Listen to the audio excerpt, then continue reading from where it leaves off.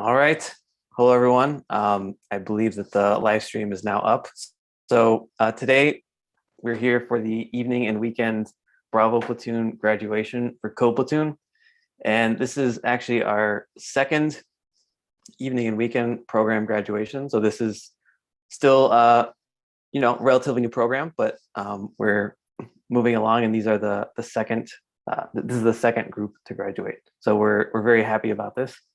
Just a little bit of background. So Co-Platoon is a web development bootcamp specifically targeted towards veterans and spouses of veterans. And we go through the part-time program the evening and weekend program is a 6-month program where students work approximately 20 hours a week of class time. And this is in addition to work and other family responsibilities. So this is a huge commitment over 6 months.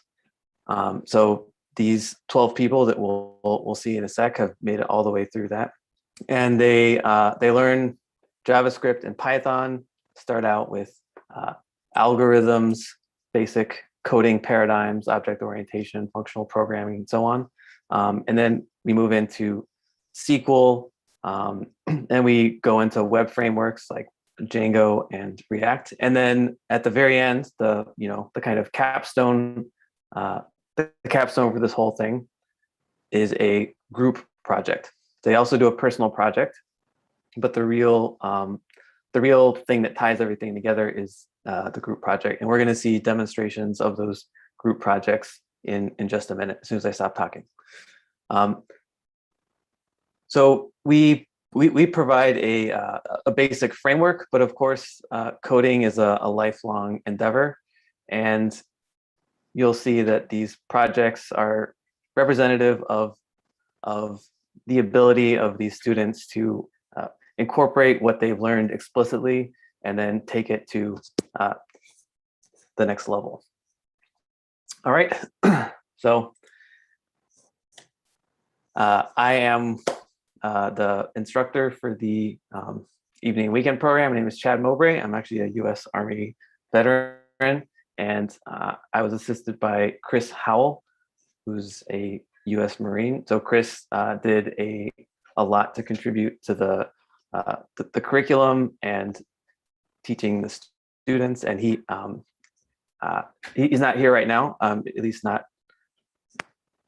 presenting, but he's with us, in spirit. All right, so the important part of this presentation is the teams we have. So you can see that we have 12 graduates, and there are 3 teams. And the first team that developed a Tetris application called Tetris Lite. So we have Jennifer Henry, Jeff Legg, Deborah Shelby, and Anthony Melsener. And then we'll see a demo from Trivia Platoon. So this is the name of the application, Trivia Platoon. And it's John Lilge, Cindy Nicolai, Greg Robinson, and Patrick Tatro. And finally, we have Appreciation Notes, which is developed by Jessica Melville Gooden, Jim Peart, Jared Weiss, and Adam Ziolkowski. Okay, so I'm going to go ahead and I'm going to hand it off first to the Tetris Lite team.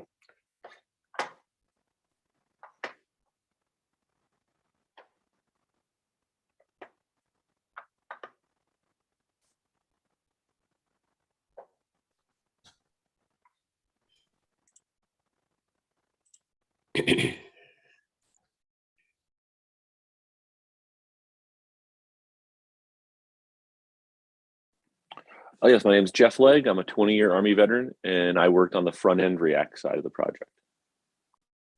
My name is Jennifer Henry. I am a 3-year Navy veteran, and I worked on the back end. Good morning. My name is Deborah Shelby. I'm a U.S. Army veteran, and I worked on the front-end React part of the program.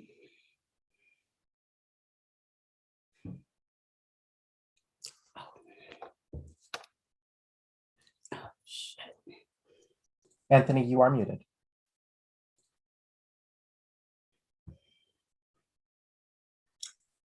I'm Anthony Melsener, and I am a 6-year Army Reserve veteran, and I worked on the front end and the project management.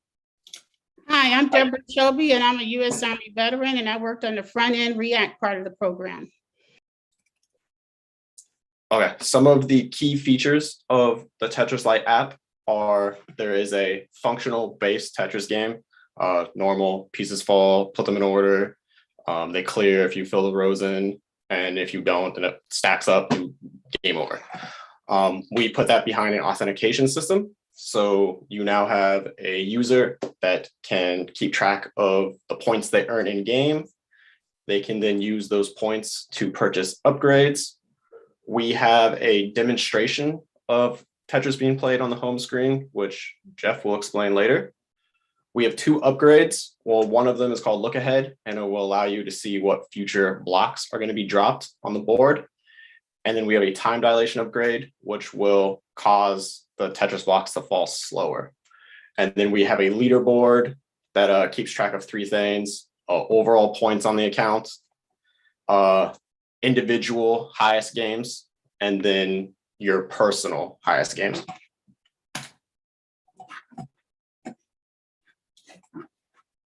All right, so have a recorded demo of the app.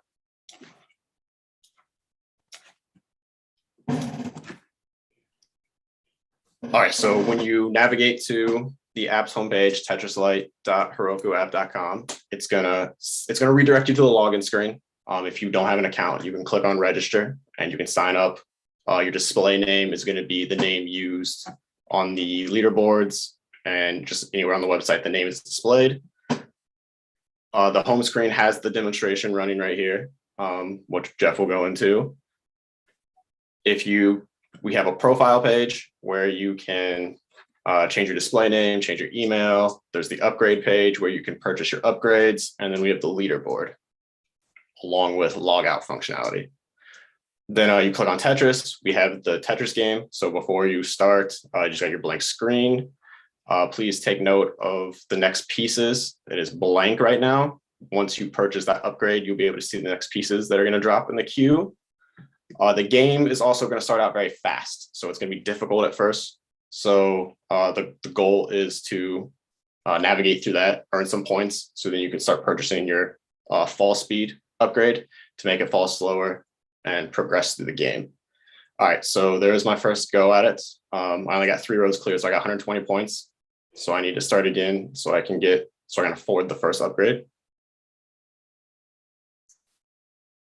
All right, and then you are redirected to the upgrade page, and that is, but go ahead and click. It says level 0 now. You purchase it, it upgrades level 1, deducts your points, and the fall speed is slightly slower now.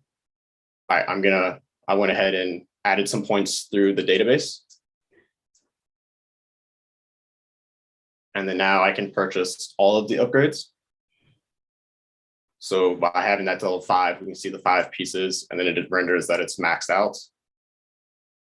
Same thing with time dilation. So time dilation, each upgrade will decrease the fall speed by 30 milliseconds. So the base of the game is 100. Once you upgrade that 10 times, you now have a fall speed of 400 milliseconds between them falling. So it's 4 times slower than what you started at. So now you can easily navigate the Tetris game and rack a bunch of points on the leaderboard.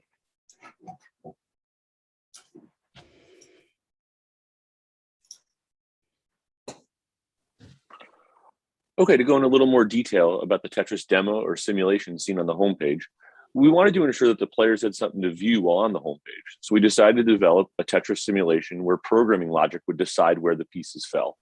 We utilized JavaScript to develop the logic and implemented it inside the React front end. Before each movement, the current piece is rotated and dropped in all possible positions, and a score is assigned to each move simulated. The scoring is an aggregate weighted function based on how many holes inside of the dropped pieces are created, the aggregate height of the dropped pieces, the bumpiness, and also the lines cleared. Is it possible to clear a line? The simulated piece with the highest score is selected as the CPU move. As the gameplay continues and multiple games are completed, a tuning add-on was developed to model the weighted factors applied to each of the 4 scoring functions, with the latter completed lines being a positive weight and the other 3 being negative, as they are not desirable outcomes. All these weights are adjusted and the gameplay will become more advanced. The goal for this part of the project was to demonstrate the ability of JavaScript and React to implement basic AI functionality, and also to possibly deploy in future editions of the game to implement this functionality into gameplay, either by an upgrade or player versus CPU gameplay options. I'll be followed by Deborah. Hi, so next I'm going to be discussing the communication platform. One of the tools we used was Zoom, and it included daily stand-ups. And some of the things we discussed during the daily stand-ups were, what did I do yesterday to help the team meet the sprint goal? What did we do today to help the team meet the sprint goal? And did we see any impediments that prevent us from the team from meeting the sprint goal? We also use paired programming. Slack was another communication channel. And we use it, it's like a real-time visibility into our projects and decisions. We also use Slack to collaborate on specifications and code reviews. The other item we used was GitHub Projects, which is a Kanban board with steps to implement.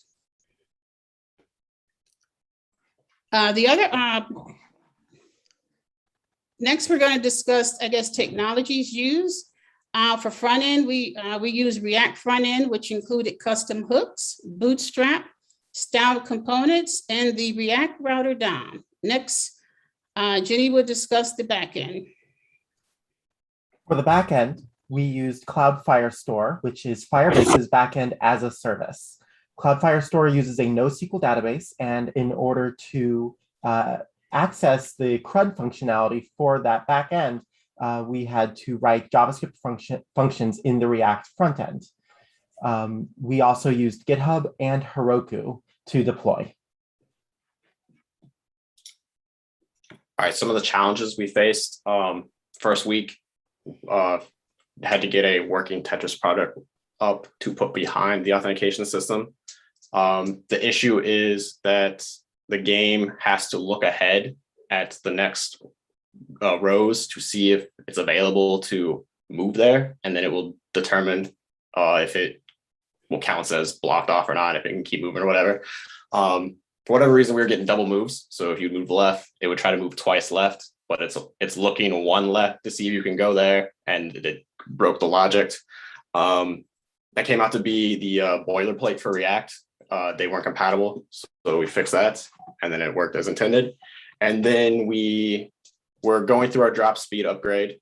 We had a working product on the local environment, and when we deployed it, it was causing all of the pieces to fall at 0 interval speed. So you just play the game, and within a second, it would be stacked up, game over.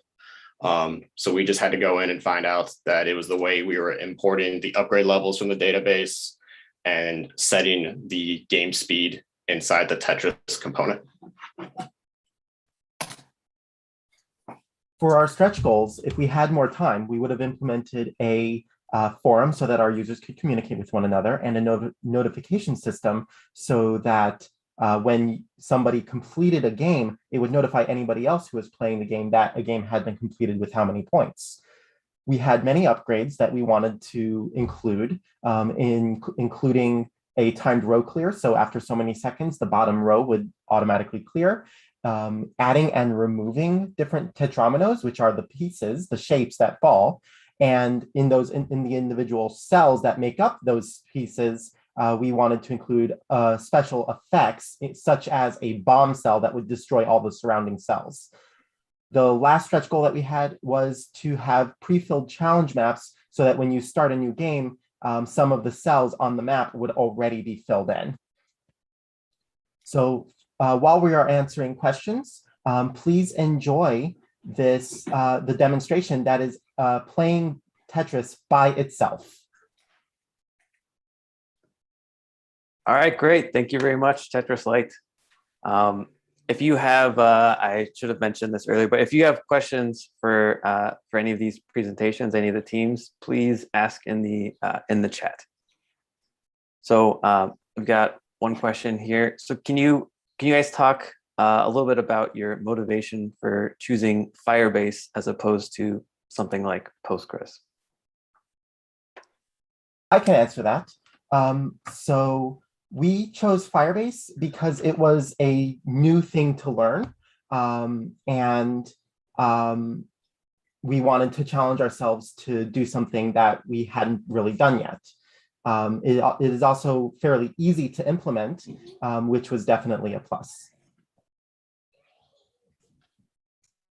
Okay, great, thank you. Since we're looking at this self-playing Tetris game, could you talk a little bit more about how that works? Oh yeah, absolutely. So, we tied in some functionality through like a form of artificial intelligence. So it's tied in right before the piece drops that you're watching drop. The computer behind the scenes goes and simulates all possible drops. And then, like spoken about in the presentation, we developed an aggregate scoring system. So what are the things, we worked through the algorithm of what would you look for to decide where you should score it? Like, what are you looking for? Obviously, there is not to create a bunch of holes inside a board. So it calculates all the holes inside the board. And then, the aggregate height, you don't want differences in height because the closer you get to the top, you lose. The bumpiness is just another way to look at aggregate height in a different way. And then obviously the positive is, does this drop allow us to clear any lines? And then from there, it's just a matter of working out the functionality inside JavaScript to calculate those scores, inside the React front end and happen in real time without causing a lag. The other part of the project that we had to develop was almost like a tuning file that you could run. So in the background, nothing visually, but in the background, it would simulate as fast as possible many games, whatever you set. And then it would take all of those games and it would show you the different weighted factors it used. And that way you could assign the weighted factor for the skill level you wanted the game to have. All right, awesome. Thank you very much. Okay, so thank you very much to Tetris Lite. And now we're going to get the presentation from Trivia Platoon. So take it away, guys. Hello, welcome to Trivia Platoon, where you can create a game and invite your friends. Please meet everyone on the team. Hello, my name is John Lilby, and I'm a 5-year Marine Corps veteran. Hi, I'm Cindy Nikolai, and I'm a 7-year Air Force veteran. My name is Greg Robinson. I'm a 4-year Marine Corps veteran. And I'm Patrick Tatro, an 11-year Army National Guard veteran. Trivia Platoon is an online trivia game application. Users are able to create their own games or play games made by other users. They can either play those games by themselves, or they can invite their friends and play head-to-head. Trivia Platoon is ideal for anybody that likes trivia or is just looking for something fun to do. Some of the key features that we built into our application is the ability to create your own trivia game. Within the games, the questions can be multiple choice or true or false. You can play solo, or you can play a multiplayer. Within the multiplayer, there's a lobby chat room where you can talk trash with your friends. Players can rate each game, and then there's ongoing leaderboards showing the top scores. So now we're going to demo Trivia Platoon. I've got a few free minutes. I think I'd like to do something fun, maybe break a mental sweat and play some trivia on Trivia Platoon. Looking at the board here, I see a video games quiz that John built. John's got some pretty good games, so I think I'm going to log in and give that a whirl.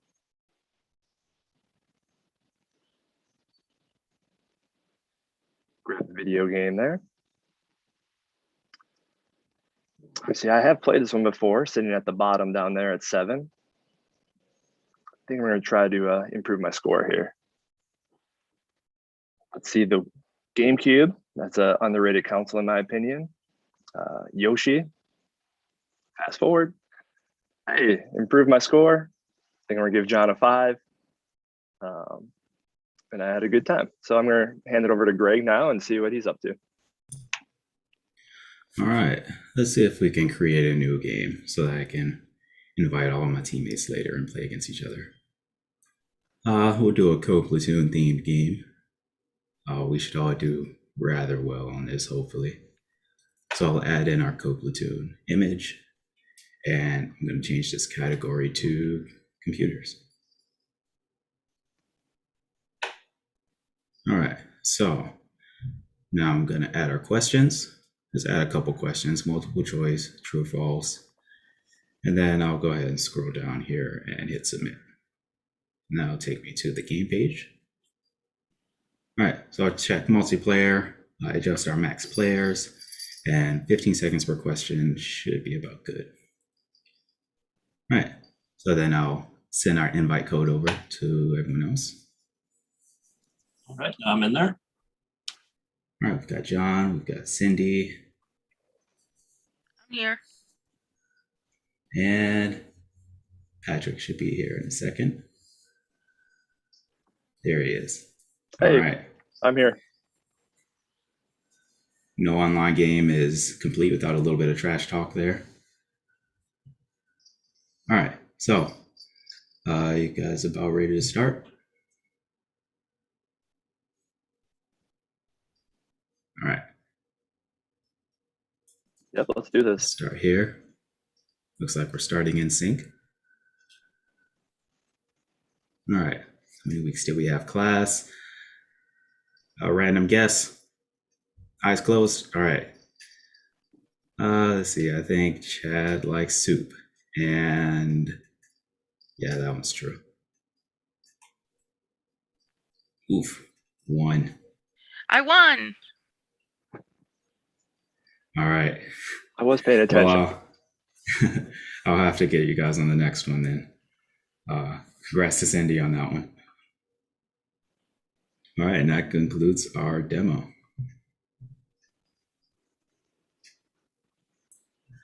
So for our front-end technologies, it was a fairly simple stack, HTML, JavaScript, CSS, of course. Most of the styling was done through Tailwind CSS, which is very similar to Bootstrap, where you assign the properties through classes on the elements. Through React, there was a lot of vanilla React with a few third-party plugins. And that was pretty much it for our front end. Most of it was just the logic with these components. And here we have a pretty simple flow chart of our user interaction for the front end of the application. Most of our interaction and navigating through the pages is done through the nav bar. We wanted to make most things accessible just by quickly going to the nav bar. And it just has a little bit of conditional logic based on if the user is logged in or not. So you can only join a game, create a game, or view your profile, of course, if you're logged in. If not, then you can log in and register. And we wanted to make it so that the user doesn't have to take too many clicks to get to any particular page. On the back end, we use Django as our main technology framework. We also integrated a Postgres database. For authentication, we use JSON Web Tokens. And to integrate pictures into the games, we use the Amazon S3. Finally, we use the Django REST framework to provide an interface to the server. Here's an example of our database entity relationships. We have 6 main tables: user, game, question, game instance, result, and answer. And then for deployment, we used GitHub and linked our repository to Heroku for a seamless deployment pipeline. We used a framework called Swagger to create documentation for our API. Swagger automatically creates a user interface that we are able to use to show us all of our available endpoints and requirements for each of the requests for those endpoints. It put all this in one place in a very easy to read and understand format that helped us stay organized. It also helped communication between the front and back ends, so each side could reference this quickly to accurately figure out what was supposed to be sent in requests and what they should be receiving in their responses. During our team collaboration, we practiced using the agile methodology. Each day before we started writing any code, we took a few minutes to have a stand up where we could sit down and talk about what we'd accomplished the day before, go over anything that we might have been stuck on, and to talk about what we were hoping to accomplish that day. We used a GitHub project board to help us with that. On the project board, we were able to keep track of items that were already completed or in progress, issues that any of us discovered while working, or any ideas we had for new features. Before we merged anything into our main branches, we required any changes to be reviewed and approved by 2 other team members. This helped us avoid merge conflicts and make sure that we were pushing up good code that made sense to everybody and was doing exactly what we were expecting it to do. We use Zoom and Slack almost daily to remotely collaborate. Since we're so spread out, we had to use these tools effectively to stay organized and be a cohesive team. We were also able to leverage the features that they provided us to help us out a lot during the project. One of those features being screen sharing. We use screen sharing a lot for paired programming. This was especially helpful because we were able to learn from other team members who were stronger in specific areas, and it helped us a lot when we needed to troubleshoot any issues we ran into. Communicating between the front and back end was crucial to our success, not just the technologies themselves communicating, but making sure we were returning and requesting information from both of them in a way that made sense and was easy to use.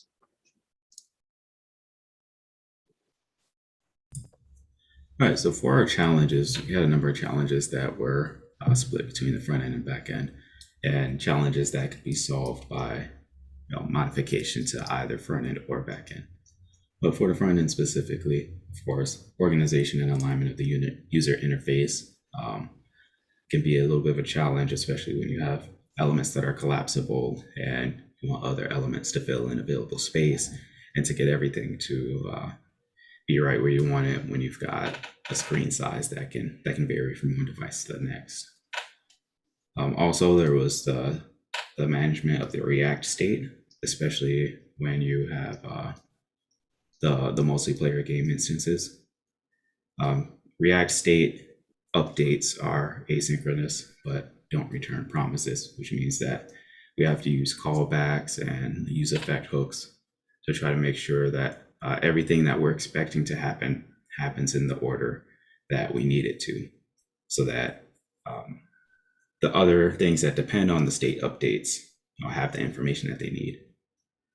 Also, we ran into an issue with receiving duplicate WebSocket messages on the front end, and WebSockets being the tool that we used to enable the chat and synchronization of the multiplayer games. And we found a fix that allowed us to effectively solve this issue from the user's point of view. We have a little bit more work to do to make sure that we have a permanent and proper fix in place. So that will be on our to-do list before further features. On the back end, another challenge that we had was storing images in Heroku. Images can't be saved directly to the Postgres database in Heroku, so we had to use Amazon S3 to store the image in a container called a bucket. And then from there, we used tokens to authenticate to the bucket and then retrieve the picture from the front to the front end. And then lastly, in order to support multiplayer and chat, we decided to leverage WebSockets so that the clients could maintain a live connection to the backend. With these live connections, we could monitor how many players were in the lobby, send updates to the clients from the server, allow the creator to start the game, and keep the players in sync through the final results. It also allowed for the exchanging of chat messages between the players. This required us to implement a protocol router on the backend that handled the HTTP versus the web traffic, or WebSocket traffic. We had to account for synchronous and asynchronous functions now on the backend. And the main challenge we ran into is that we started to leverage a channels framework that was outdated and had some bugs in it. And a lot of the tutorials were also several years old. So we overcame that by focusing on the current channels documentation, understanding what the tutorials were doing conceptually, and then lots of trial and error with print statements and reviewing the functions and object parameters.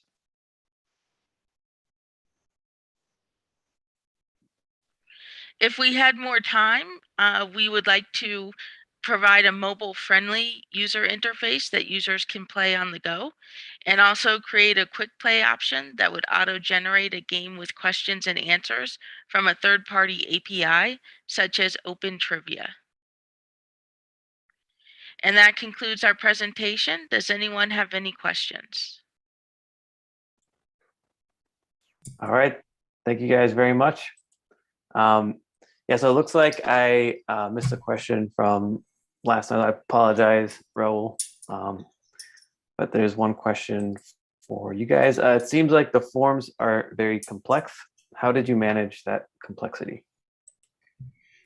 So the way that we manage the forms on the front end is that we included certain conditions in the React application so that certain things don't appear until the user has done prerequisite actions.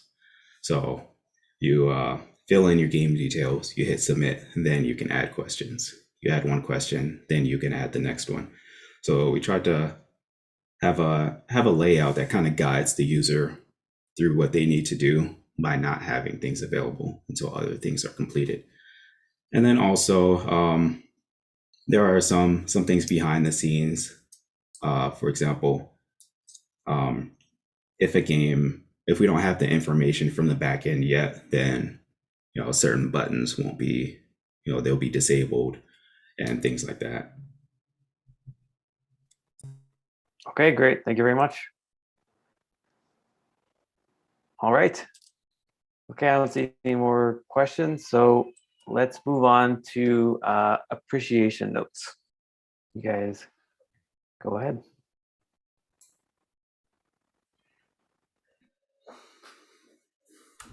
Our project is called Appreciation Notes, and I'll let everyone introduce themselves.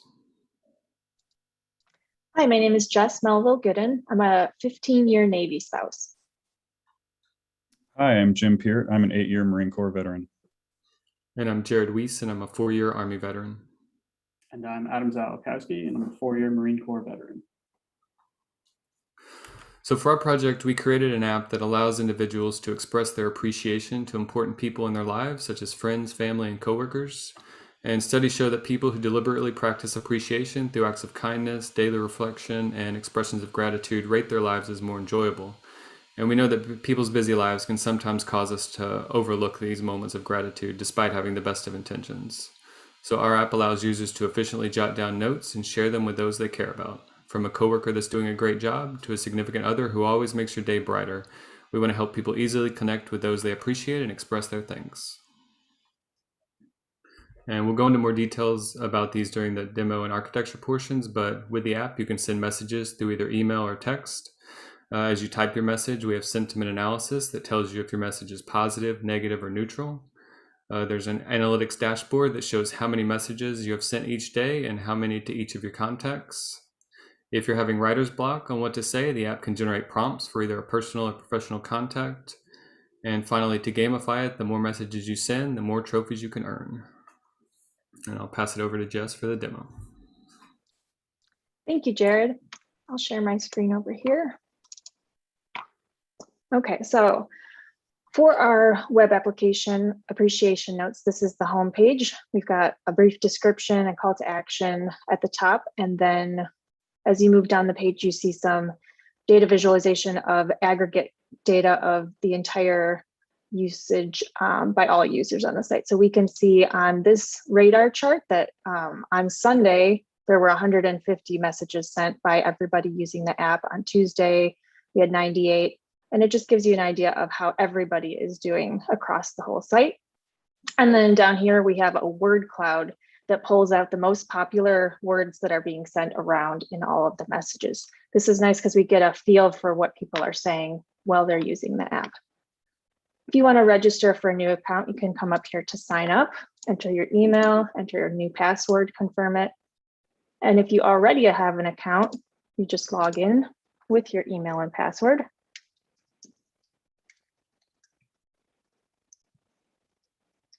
All right, so I'm going to submit that, and I'll see my dashboard pop up. At the very top of my dashboard, I can see my messages that I've sent organized by day in this line chart. And if you're trying to send a message every single day to practice that gratitude, this is really handy. I can also see how many messages I've sent to each recipient. I can see that Andrew has got 9 messages, Brent only has 4. Maybe I need to send him some more if that's part of my goals. And in the next section, this is really the meat of the application. Over here on the right are quick links to each of our most messaged recipients. And then over here on the left is where we can add a new recipient. You can also edit an existing recipient if they change their number or if you want to change anything about them. You can edit your own profile, delete your account. And here is where we go ahead and send the message. So I'm going to select a recipient. You can select email, text message, both. And here's the section with the prompts that Jared mentioned. You can generate a professional prompt. It'll give you an idea. You can generate a personal prompt, or you can write your own.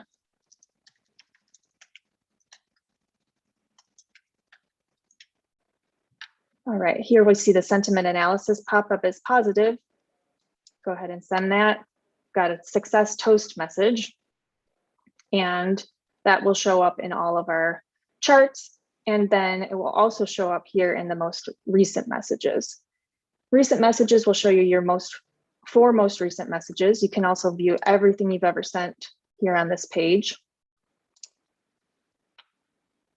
And then finally, at the bottom of our dashboard, I can see all of the achievements that I have unlocked.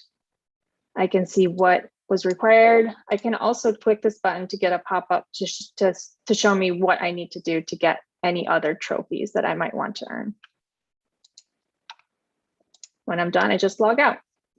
All right, I'm going to pass it over to Jim next.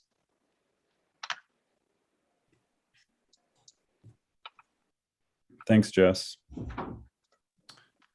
Okay, so I'm going to provide a high-level overview of our application's architecture and some of the key tools that we use to build it. So we chose a tech stack that would play to our team's strengths so that we could accomplish building this thing within the tight timeline that we had. So for the front end, we used React, which is a popular JavaScript framework, to build the user interface. We persisted our application's data using PostgreSQL.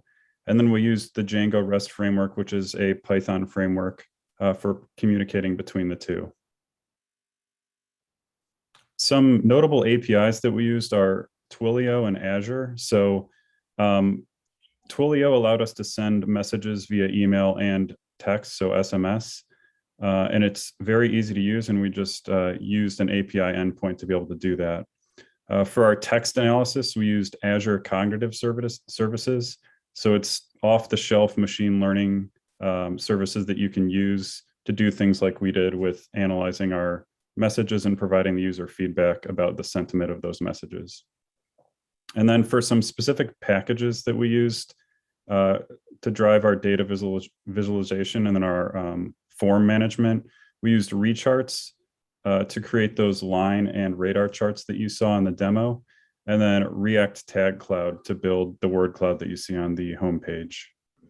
And then we used Formic, which is a nice package that allows us to manage form state and provide the user with validation rather than doing that from scratch. And then finally, we used GitHub to manage our code base. And we ultimately deployed both the front end and back end to Heroku. And Adam's going to give a more in-depth overview of our development process. Thanks, Jim. Morning, everybody. So for our development process, we really wanted to focus on agile best practices. So we began every meeting with a daily stand-up for the team to review the progress they've made and discuss any issues or blockers they may be encountering. And we also focused on collective problem solving. So we used Zoom and Slack in order to maintain open lines of communication. And then if there were any issues, we would try to work through them as a group to ensure that we could alleviate any blockers as quickly as possible. We also used GitHub projects in order to manage our day-to-day tasks. So that's where we hosted our Kanban board, shown to the right, where you can see how the tickets that we used to organize our tasks were broken out and how they were moving along as we progressed through the project. We also included code reviews, so that way prior to committing any changes to our master or development branches, we had to have at least 2 other team members ensure that the code was up to snuff, and that way we could maintain a specific level of quality as we work through the project.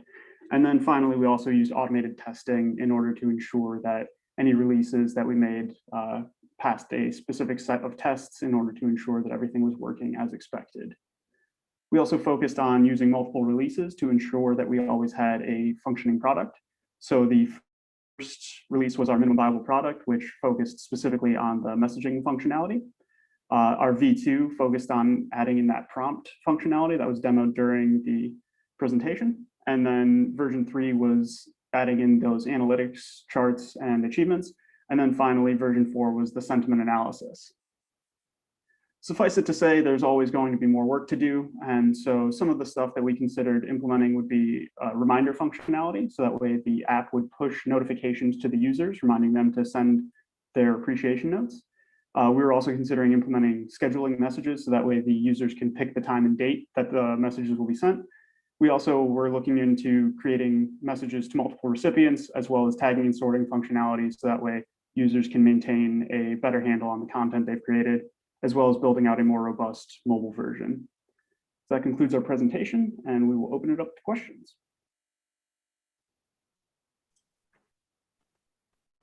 All right, thank you very much. So let's see, a couple questions. So for your sentiment analysis, would your app block or warn about negative messages or allow any kind of sentiment to be sent? So we left it up to the user's discretion for that. We warn them with a red little icon. So we warn them, but we allow them to send the messages regardless of what the sentiment comes back from Microsoft as. Is there a dangerous sentiment? No, there is not. All right. So yeah, I got a kudos for automated testing. And another question, how much customization did your charts require? So out of the box, using recharts, you can build some beautiful charts, but to match the color scheme and the scale and labels that we wanted to do, it requires some customization, but it's very similar to customizing other React components where you just pass it certain attributes and you structure the object that you send the chart a certain way, and then you can customize it pretty easily. But it was mostly just the color scheme, the scale, and hiding some of the excessive labels. All right. Thank you very much. I think that's all the questions. So, all right, great job, guys. I'm gonna switch back over here. So we just saw the three teams and their presentations: Tetris Lite, Trivia Platoon, and Appreciation Notes.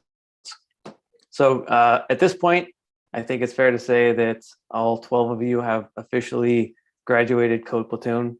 So you should be proud of yourselves.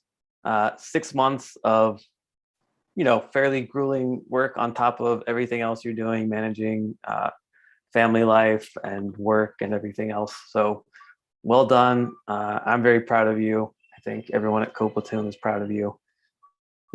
Shown that you can start from the basis that we give you and build from there. So good luck to everyone in the future. And I'm going to go ahead and read off all the graduates' names, and I will almost certainly not mispronounce anyone's name. We'll see though. All right, congratulations, Jessica Melville Gooden, Jennifer Henry, Jeff Legg, John Lilge, Anthony Melsener, Cindy Nikolai, Jim Peart, Greg Robinson, Deborah Shelby, Patrick Tatro, Jared Weiss, Adam Zylkowski. Congratulations, everyone. Good work and good luck in the future.